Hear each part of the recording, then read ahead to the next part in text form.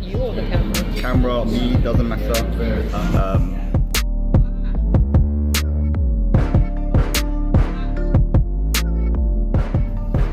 Alright people, I'm sure a lot of you guys have watched the movie War of the Worlds, The Day the Earth Stood Still.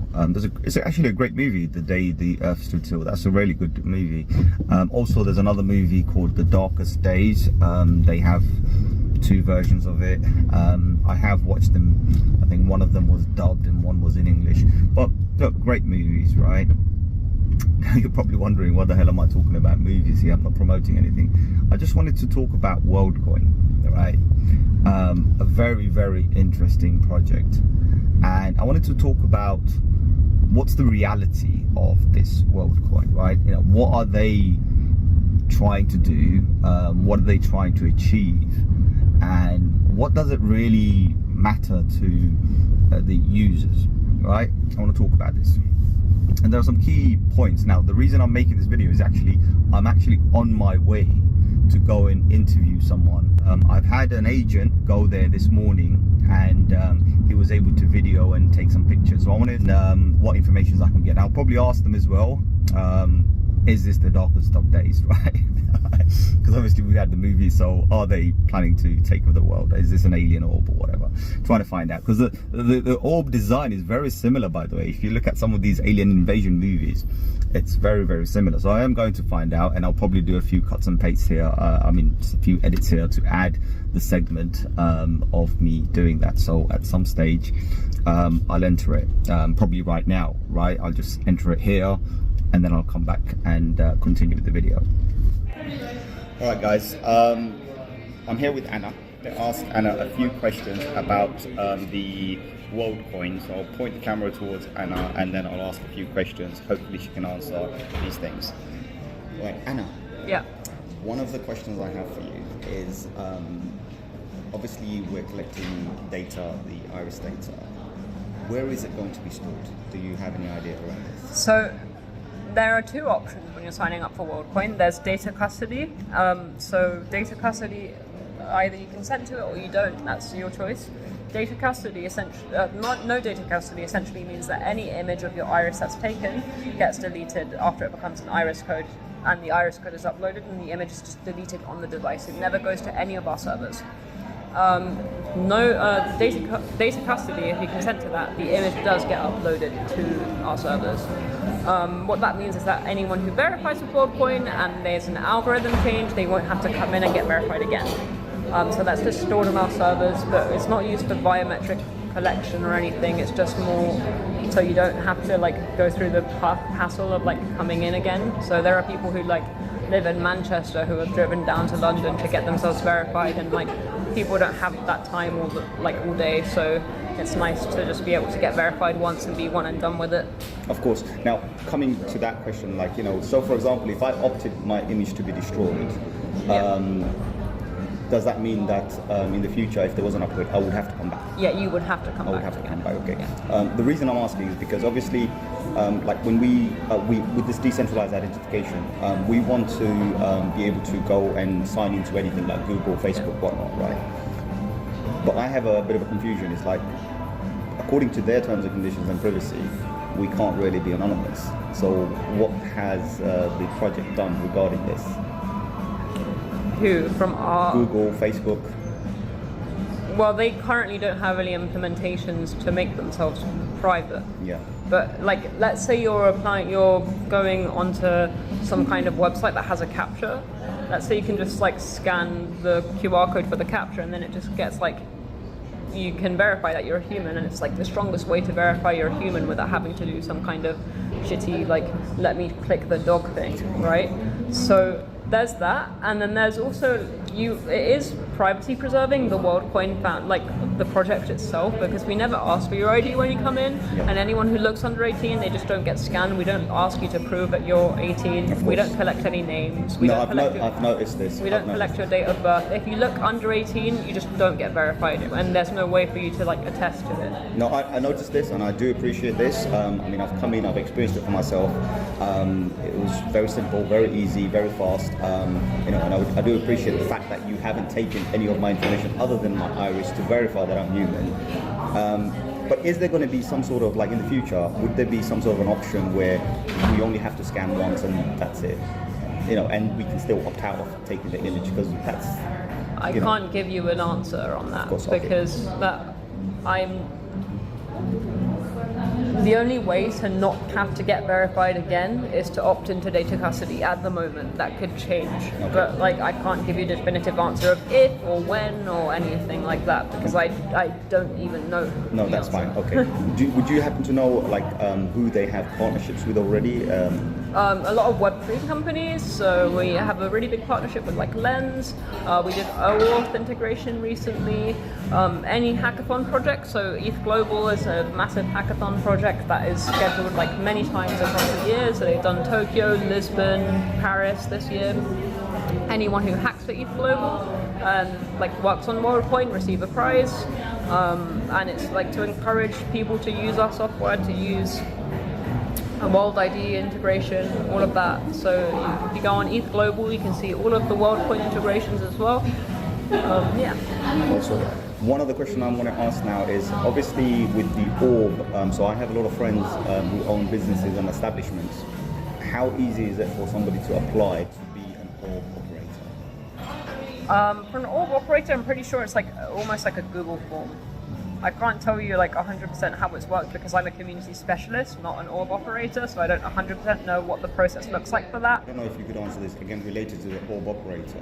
Are there benefits for the orb operators if people? I'm not 100% sure on it, but I think they get a commission for the people that they scan. But my role is different. I'm a community specialist, so I can't tell you. So it just came out of the Worldcoin orb thingy. It was quite fascinating. I'll be honest with you, they didn't ask me for any ID, they didn't ask me for my name, they didn't ask me for my email, they didn't ask me for my phone number, they didn't ask me for anything. Literally, I just went there and they were like, do you want to scan your iris? And I was like, okay, let me ask a few questions. So I asked a few questions, got all the correct answers.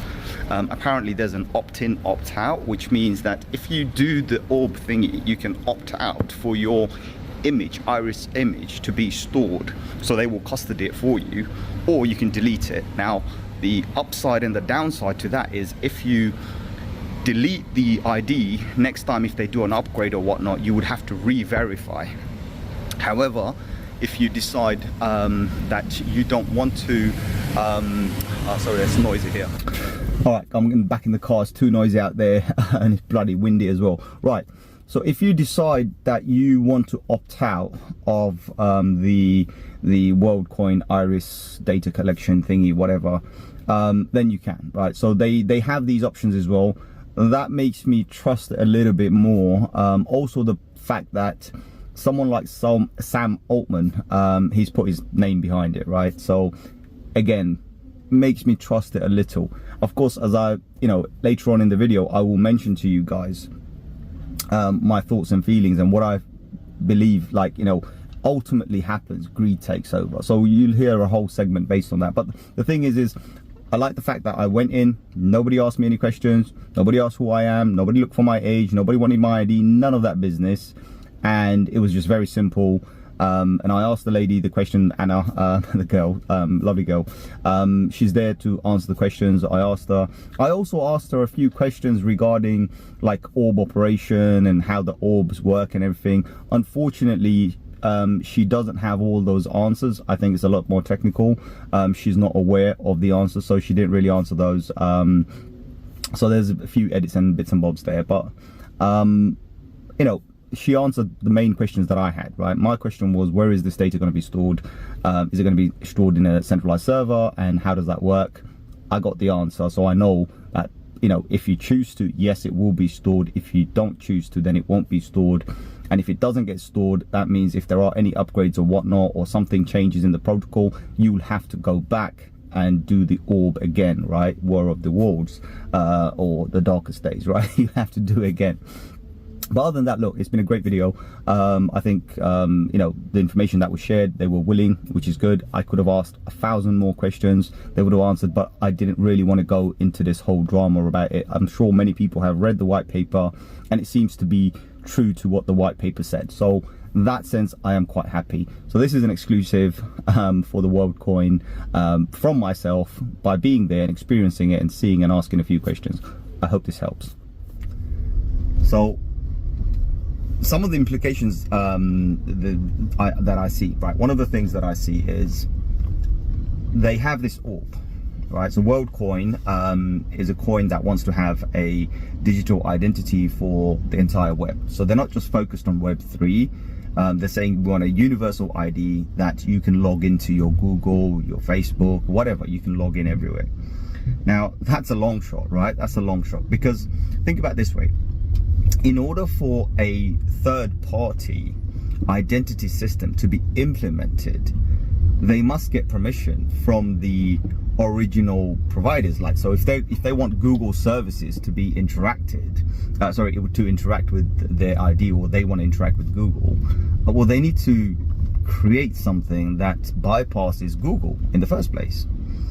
And come in some sort of like a partnership or something, or some sort of an agreement at least, right, in order for Google to allow that to happen. Facebook, same thing, right? Facebook to allow this to happen, Twitter to allow this to happen. And I'm going to talk a little bit more deeper about this as well, right? Or any kind of Web3 whatever for this to happen. Look, the idea, the vision, I think is great. We do need some form of anonymous, decentralized identity where we can log into places and say, but look, it's verified, we are human. Because that's the excuse a lot of these big corporations, conglomerates give. So we can say, right, yes, we are here, we are human, we've been verified by something. And that's the point here. So like, for example, majority of the people at some stage, or not majority, I would say 1/3 of the planet, right? Let's just say 1/3 of the planet, if not probably a bit less, but are using iPhones. Now iPhones are actually scanning your face, your facial recognition, whatnot, and they also have implemented iris scans as well. A lot of people don't know this, so iris scans do exist, right? So iPhone or Apple is currently holding your data in a data bank somewhere, right? Let's just call it a data bank somewhere. So they have all this information on you, and they can verify that you are human or not, right? So that's already happening. So we have this similar technology where somebody's collecting this iris data to verify that you are human. You know, probably taking the facial, probably body, whatever, probably sharing it with the secret organizations. We don't know, right? But put it this way: if there are people who want to stay anonymous, if there are people like well, the name doesn't come to me right now. One of the guys who did what's his name? Oh man, he's not coming to me, right? Okay, I can't say it now. Snowden, Edward Snowden, right? If Edward Snowden was offered this Worldcoin, do you think he would take it? Absolutely not. So there are people out there who want to stay anonymous, who wouldn't touch any of this, because he wouldn't even touch an iPhone. So if he hasn't even touched an iPhone, there's no reason for him to go and touch Worldcoin or the orb, right? So similar way, people who are already in the system, it really doesn't make any more difference, because you're already in the system, if that makes sense. So for you people, it doesn't make any difference. You're already part of the system. They already have everything on you. So that's the reality, right? Let's be honest with ourselves, right? So I know there's a lot of conspiracies floating around, and I have a few of my own as well. So that's what I, you know, personally think. Basically, if you're in the system, then you know what, you might as well go along and add yourself to another system. That's it, right? And then the reality, as I said, like, you know, are companies like Google, Facebook, Twitter, whatever, right? You know, any of these other organizations, and there are many, believe me, there are many organizations. I mean, we can even add like places like Spotify, Netflix, whatever. Are they going to allow a anonymous entity, all right, someone who's verified human, but are they going to allow this anonymous identity to be opening an account? Absolutely not. And then even then, if they did, you still have another problem of payments, right? Because when you remember what I said to you, you can stay completely invisible to the system. You can be completely anonymous to everything until you go to do a payment, right? So crypto, when we say privacy and this and that, I told you, it's all fine. right? You are private as long as you have not touched a payment system. And what I mean by that, whether you're getting paid or whether you're paying someone who then needs to get paid, right? So the exit point, right? I'm not going to talk too much about entry because entry can be bypassed. People are out there doing cash and whatnot. But your exit is your worst enemy. Your exit is your worst enemy because that kind of gives away who you really are or where the money came from. So think about that, right? So I know a lot of stupid scammers out there go around scamming people and think, oh, we're never going to get caught. No, you are going to get caught. You are going to get caught unless you manage to sell it for cash. That's a different story, right? So cash is technically one of the most important utility of scammers, right? Cash is one of the most important utility of scammers because, you know, as long as there is cash, and I'm not against cash, I do love cash, scammers will always cash out, right? Literally cash out, because that way they can still stay anonymous while they pass on whatever to you. So that's the one time that you can break the cycle, if that makes sense, right? Anyway, so go back to like Google and this and that. So Google, you know, they have to implement it, but obviously they have to take a payment. They have to verify, you know, whether they verify you're a human or not, that's a different story.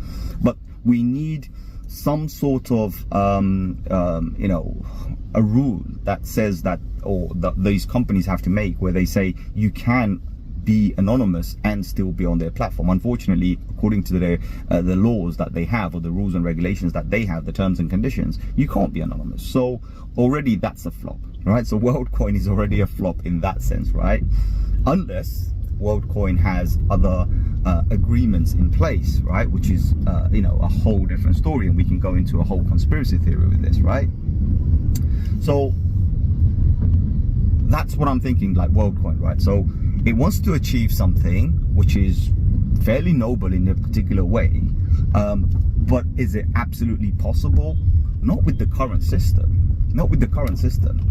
And then obviously people are talking about the fact that it's collecting all this data and is saving it up in some sort of a server or whatever, right? Yes, that is definitely a problem. It's definitely a problem because we're trying to be decentralized, and here you've got this centralized orb, or I call it the Terminator, right? You know, literally collecting your data and storing it God knows where. This is one point of failure. So even if an orb is saving in multiple locations, fair play. From the images that I've seen and from what I've already heard, and I'm going to see it myself, so I will witness everything and I will try and document as much as I can. Right there and then, say 10 people or 100 people came to use the orb, and it's just sitting there, and then there's one person who says, right, do you know what, I'm going to just pick up the orb and I'm going to run, just as a joke, right? Well, that's your data in there. That's a point of failure. Your data's just been leaked, right? Or someone's just taken it away. Maybe it has some level of encryption, decryption. Point is your data's just been taken away. Physical locations have been taken away.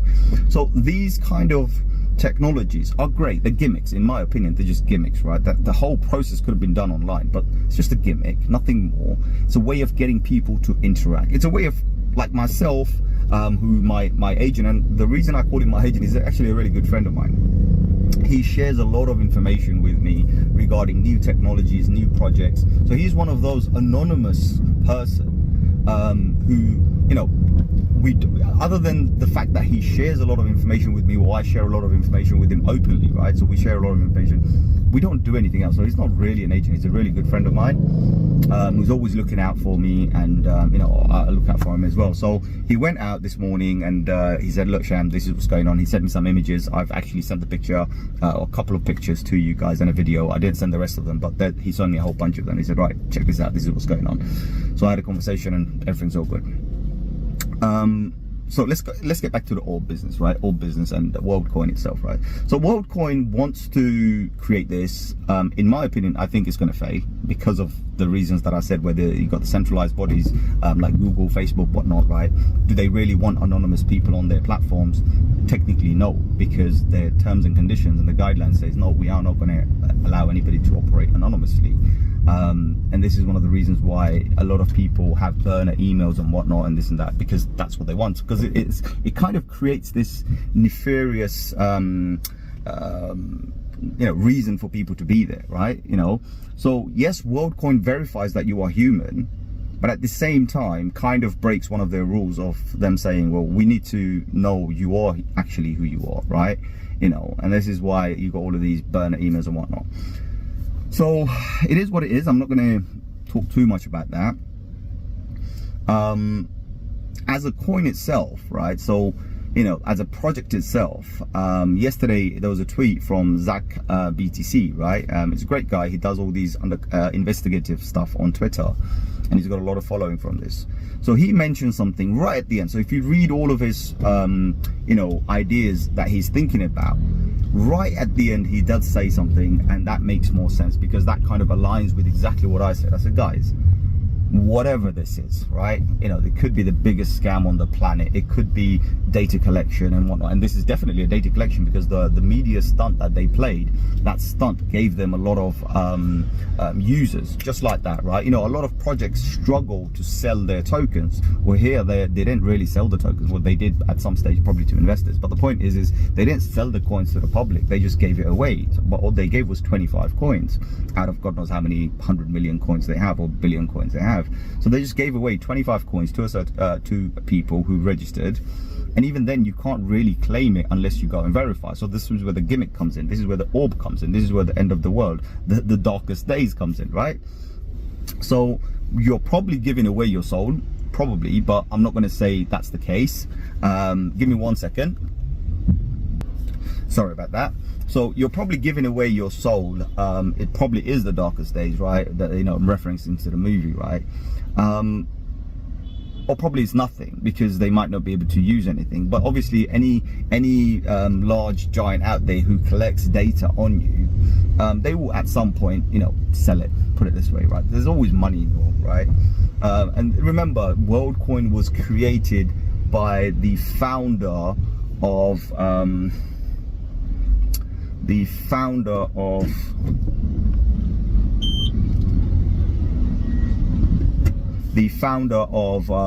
what's it called? Sorry, I'm just giving way to someone.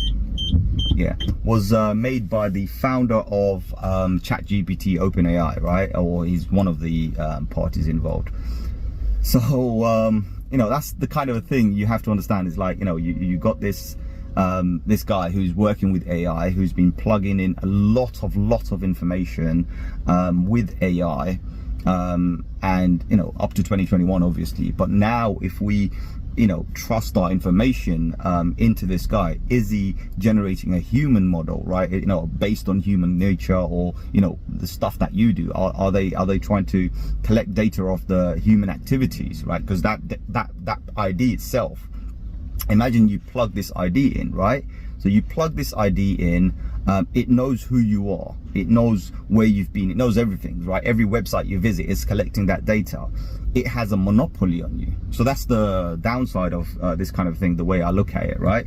It's an absolute monopoly from the way it works, right? So it becomes a monopoly. So, you know, you have to understand, like, you know, are we giving it somebody? But then again, when you compare that, if you're aware of what's about to happen, right? So they're going to own a monopoly on, I think they have 2 million people right now. As of yesterday, I checked, it was 2,100,000 and something. So they have 2 million people on their thing. If they've collected 2 million people's data and they're now getting all this orb data on these same people, that's 2 million people they can buy and sell, do whatever they want. And if they follow enough information and plug it into OpenAI, then OpenAI could start learning what humans like and what humans do. So for example, I go to use ChatGPT or anything related to ChatGPT, for example, Bing, right, which is Microsoft, or yeah, Microsoft's web browser, Windows web browser, whatever you want to call it. So I go to use Bing. Bing already knows everything about me. So Bing knows my likes and dislikes. So those are the critical things that you have to understand. Are we giving away a part of ourselves? That's why I say giving away our souls, right? That's what it is. Can Google do this? Absolutely. Google are still doing it, right? Can Facebook do this? Absolutely, right? But then we have counter measures in place, right? Which means, like, when I'm using my Google browser, I'm only logged in with one specific account, right? So Google can only check that account. So there is nothing else I'm logged in with. When I'm using my Brave browser, it's a complete different account, right?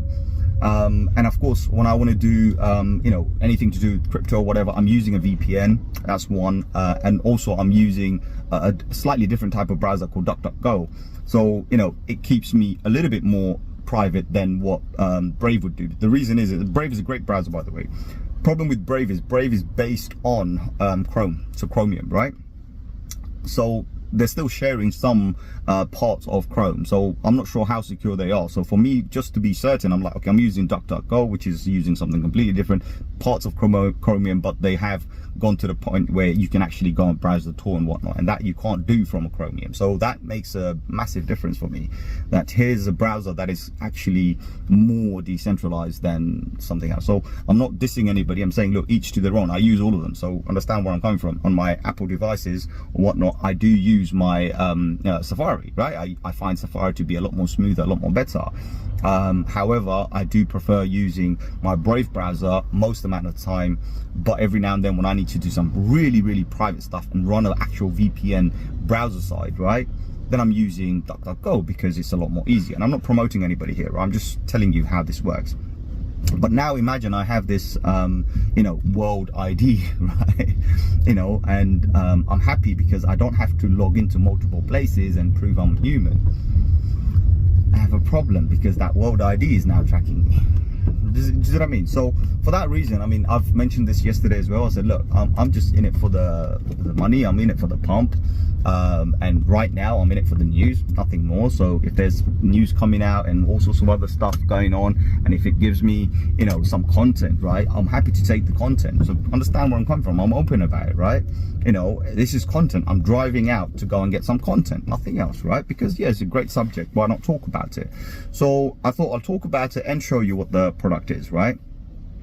So that's what's going on. You know, I think like there's going to be a lot of hype. You got this, you know, you got billionaires now playing the game, right? So back in the days when crypto was originally started, and I'm going to give you a little bit of a history lesson, right?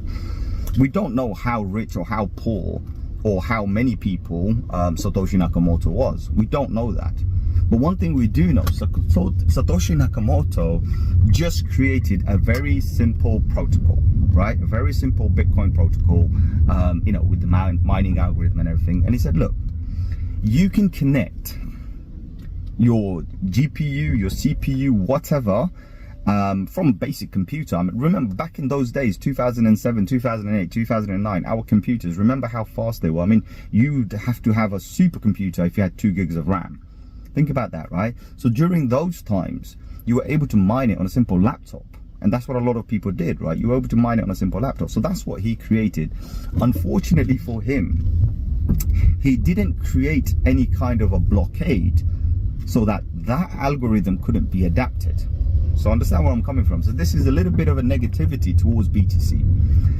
And it's not BTC itself, it's to do with the mining algorithm. So the mining algorithm was adapted, right? Where people started making these, you know, dedicated chips, right? ASIC chips, and they call them the ASIC miners, right? They started making dedicated chips, and corporations and, you know, other people, entities like rich people got involved because they thought, oh, hold on, if we can get a more powerful computer, we can mine all the coins. So greed took over.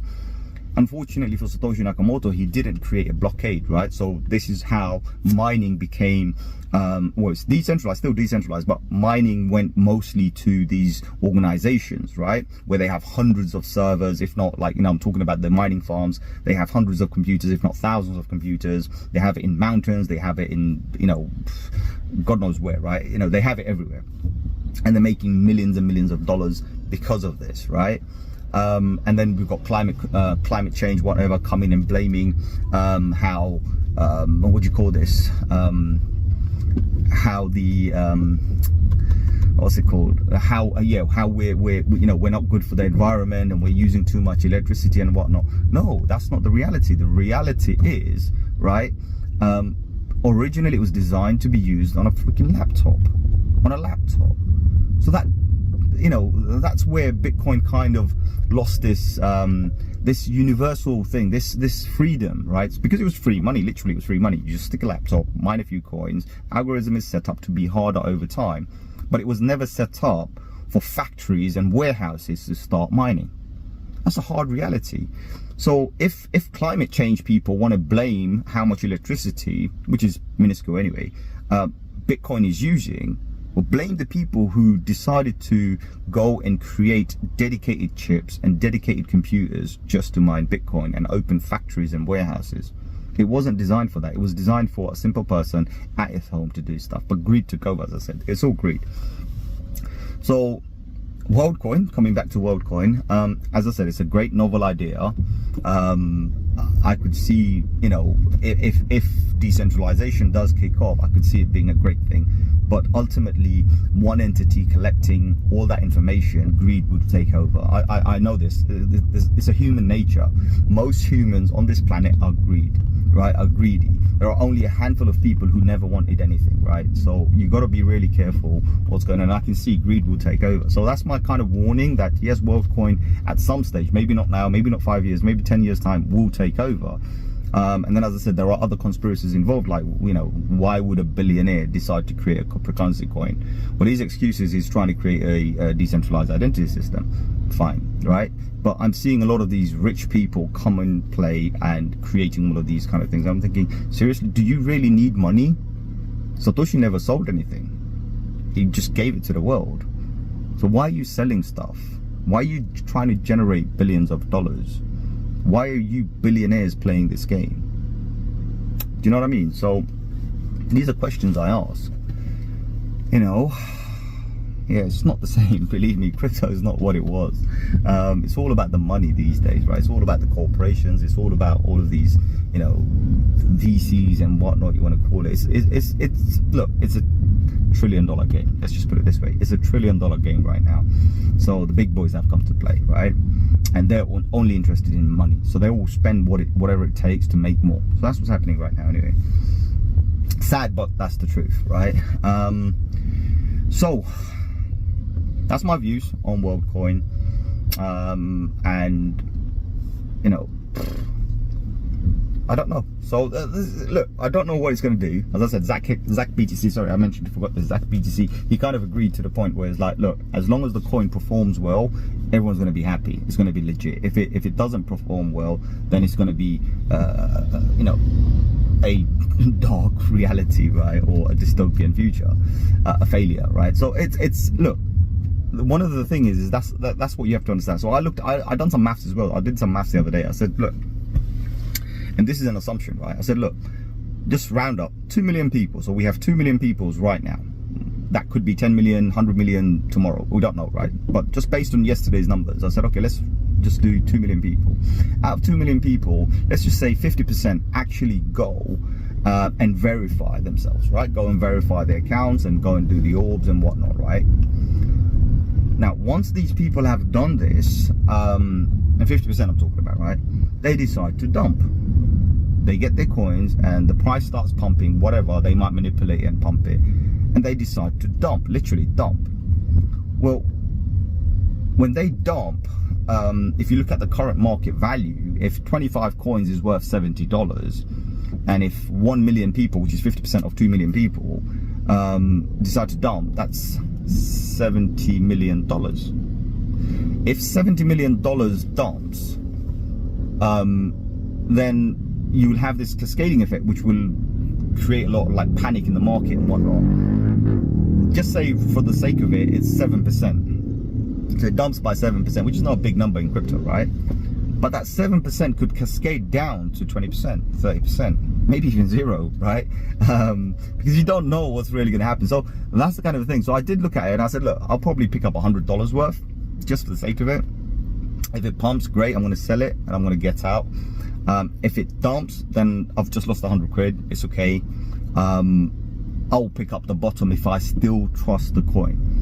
Because like this is one of those coins, like very similar to, remember when ICP, Internet Computer Protocol, came out, right? ICP was supposed to change the world, decentralized storage, right? There's a few of those, right? Where are they today? About 90% down. Are they going to come back? Maybe. I mean, they're still doing what they promised to do, but was the adoption as big as they kind of showed it to us, right? Because the way they presented it was like, yeah, we're gonna have the biggest adoption. No, it doesn't work like that. Remember, on a few videos ago, I also mentioned how, you know, we are a niche, right? Crypto is a niche. You know, only a handful of a few million people from around the globe literally buy, sell, trade crypto. And then even those people hold a lot of these other protocols too. So when you do the maths, it's majority of the time it's the same people who diversify their portfolio, own a whole bunch of crypto. So new people are far-fetched, right? We haven't really got that many new people in the game yet. So, you know, I just wanted everybody to understand that, look, it's nothing, you know, when something looks like, oh, this is it, just take a step back and say, well, actually, hold on, let's look at the reality for what it is, right? You know, in the case of Worldcoin, let's look at the reality. In the case of Bitcoin, let's look at the reality, right? All of this thing, you have to always look at reality. That's the most important thing. You can do whatever you want, you know, be whatever you want, all of those kind of things, but reality is very important because you know, we need to know what Bitcoin is, what we need to know what Bitcoin was, you know, and that's why it's not it is, it was, and right now what it is, right? There's two differences there, right? It's become something completely different to what it originally was. Is it a problem? I don't personally see a problem with it, right? It is what it is. I'm not going to complain about it. And these are realities that we need to, you know, put a check mark on, say, right, that's a tick, right, I understand this. You have to understand this and say, that's what it is. You know, you have to understand the reality of centralized projects versus decentralized projects. You have to understand the reality and say, well, that's what it is, right? Let me see if I can find some parking. So, you know, these things are very important, because if you don't have these checks on the reality, things change for you, because you will not understand what's really going on in life, right? You know, well, not life, but in the markets and in crypto in general. Do I have parking here? No parking here. So I'm just looking for some parking. I hope to find some parking. I'm in the city, and I can assure you parking is a pain around here, yeah, because everyone just want to park up everywhere. And I'm going through some back streets as well, looking for some parking. And then everywhere you go, you end up seeing these only bicycles allowed. So as I was mentioning, like that road there used to be two-way, now it's one-way. Cars can come out, but cars can't go in, and that creates a lot of traffic, which I could show you. So here we got a road which used to have some parking, but now it's been dug up, so again, you can't park there. So it's the reality. Basically, I can park, and I'll tell you what they want me to do. They want to push me in. They want to push me into where the toll roads are, so they can charge me more money. So it will be like, what, £15 plus, what's he doing? So it would be like £15 plus another £20. So they want to charge me like 35 quid to basically be where I want to be. So yeah, it's fine. I don't have a problem with it. But if I could avoid it, I would definitely avoid it, because it's unnecessary for like 10-15 minutes. I don't want to pay 30 quid, you know what I mean? So anyway, I'll go further up and see what's going on. But